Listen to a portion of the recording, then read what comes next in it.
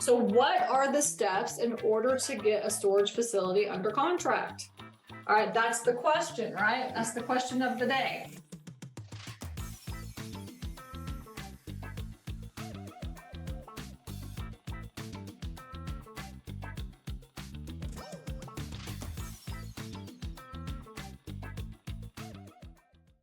All right, this is the 4 stages of owning a storage facility, okay? Oops.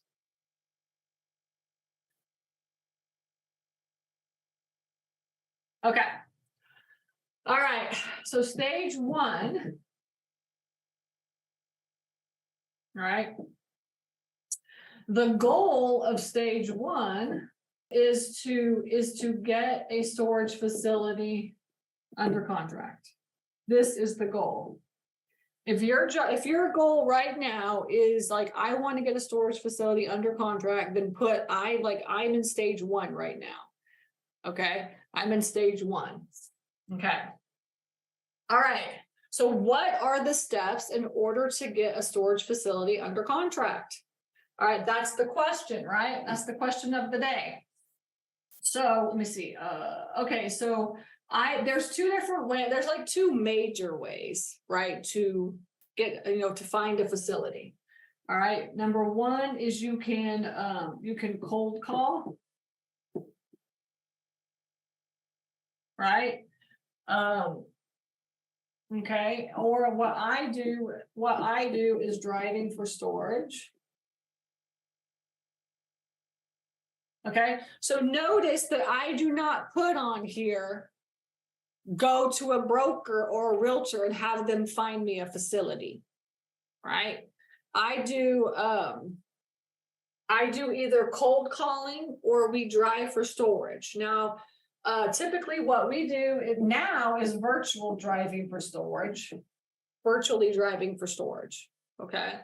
But both of these you can do. Now, when you cold call somebody, right, or you virtually drive for storage, like, these people are not ready to sell. Like, they're not like thinking, oh, I wish somebody would just cold call me and ask me if I would sell their facility. No, like, they're just not doing that, right? The ones that are online, the ones that are listed by brokers and are Crexy and all this stuff, those are all people that are ready to sell, right? If you didn't see my pitch, I pitched out 3 of my facilities I'm trying to sell.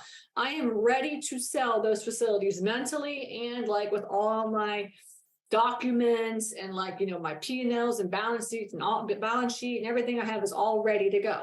These people right here are not ready to go. Like, they don't have their numbers and stuff. And a lot of times you'll ask them for numbers and like, it'll take them forever to get the numbers. Like, we're talking to one owner right now in South Georgia, and we talked to him like 2 months ago.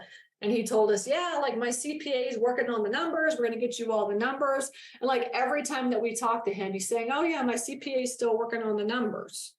Right. He was just not like running his facilities to the point where he had all his numbers, which is like typical, you know what I'm saying? Like, it's just this typical thing when you talk to like owners, like, they're just not going to have their stuff together. They're just not, right? So just know that this takes a lot of time and effort.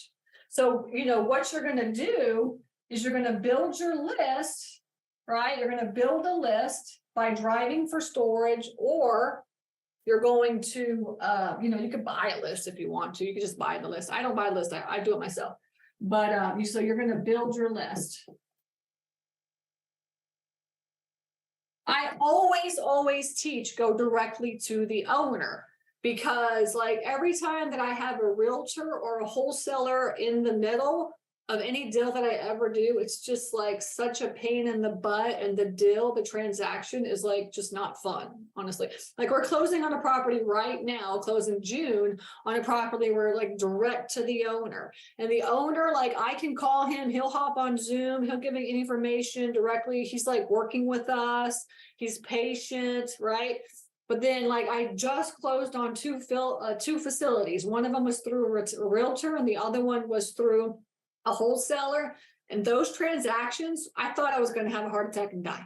All right, because they were just like so hard and stuff. It's always the 11th hour when you're working with a wholesaler and you're working with a realtor. Like every time you close on a facility, it's like always the 11th hour. I just don't get that. So for me personally, I go directly to the owner and just talk to him, and I build a relationship. And like, you start, it's like so much easier if you just have this relationship directly to the owner. Okay, so my suggestion is directly to the owner. Now, all of the facilities that I've ever have found are going to be either from cold calling or driving for storage, except for the last two that I just closed on. And those were actually brought to me, like from somebody, like a student or somebody else.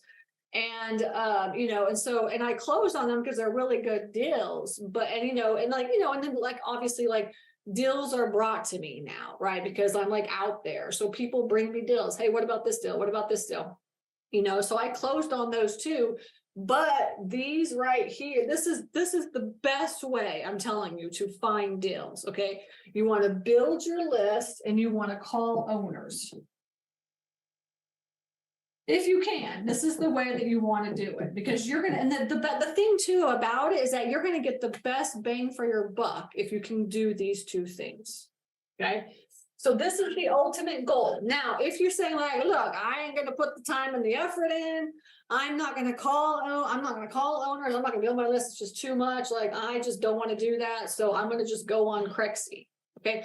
Just know that if you go Crexy, LoopNet, or a realtor or broker or whatever you're going to do, then just know that prices are super duper high, ridiculous. Like we looked at one right now that like a student brought, and she was like, I think this is a good deal. It was like, they wanted like 725, and we ran the numbers, and like the numbers came out at like 400 grand. Okay. So, and then you put an offer in for 400 grand, and then you just piss everybody off is what you do. Right. So, so I think if you can work with the owners and build a relationship, that's the best way to go. So my suggestion is step one, build your list. Step two, call the owners. Okay. And then after you call the owners, you're going to get all the information from them. From the owners to run deal analysis. Okay. You got to get all the information. Now, if you have my deal analyzer or my course, I get into this where all you have to do is just input. You just know exactly what you need and then just input the numbers. All right. And then it tells you yes or no, this is a good deal. Right. But you have to run deal analysis.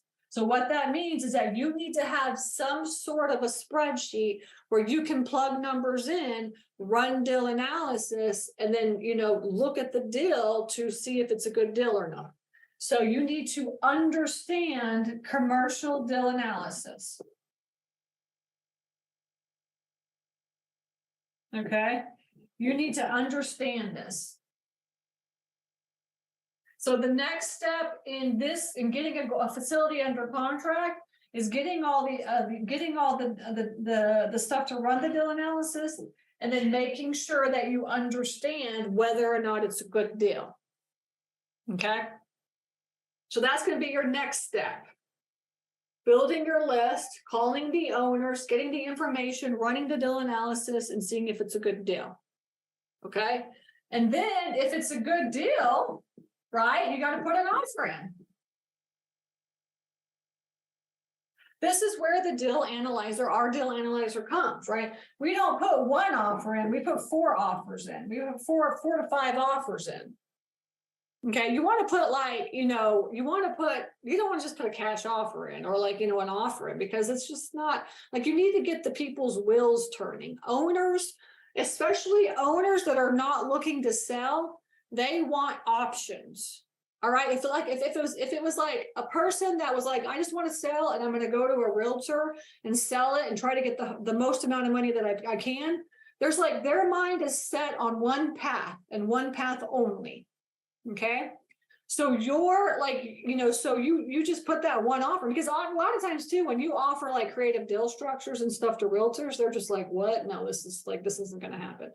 Okay, but if you go in the back way, like I do, when you go to the owners and then you like, get to know them, you create a connection, you get all the information you need, and then you put in like 4 or 5 different offers, like creative deal structures, then their wheels start turning. And I'm going to tell y'all, over the next couple of years, owners are open to creative deal structures because they know that their price is not going to work with 9 and 10%.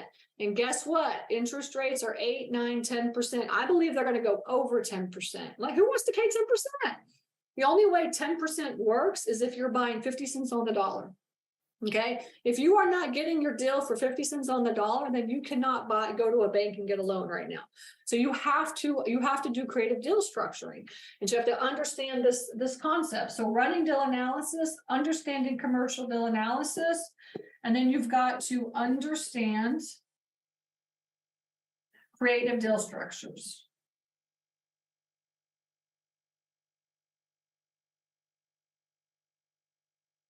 All right.